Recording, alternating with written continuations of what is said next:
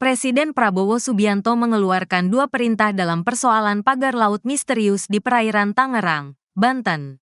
Sekretaris Gerindra yang juga Ketua Majelis Permusyawaratan Rakyat, MPR, Ahmad Muzani, mengungkapkan perintah itu diharapkan bisa dilaksanakan oleh seluruh jajaran.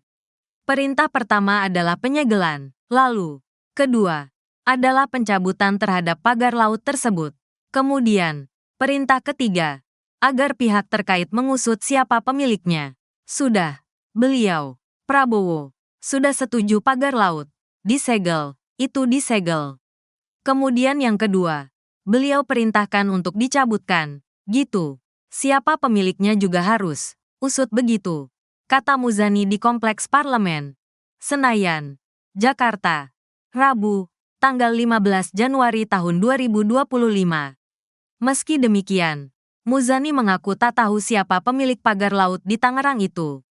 Begitu juga soal isu yang mengatakan proyek pagar laut tersebut merupakan bagian proyek strategis nasional, PSN, Pantai Indah Kapuk II, PIK II. Saya tidak sampai di situ pengetahuan saya. Saya Ketua MPR, tukasnya. Sebelumnya, Direktur Jenderal, Dirjen, Pengawasan Sumber Daya Kelautan dan Perikanan, PSDKP, Kementerian Kelautan dan Perikanan, KKP, Pung Nugroho Saksono alias Ipung, telah menyegel pagar laut yang membentang di 6 kecamatan di Tangerang tersebut.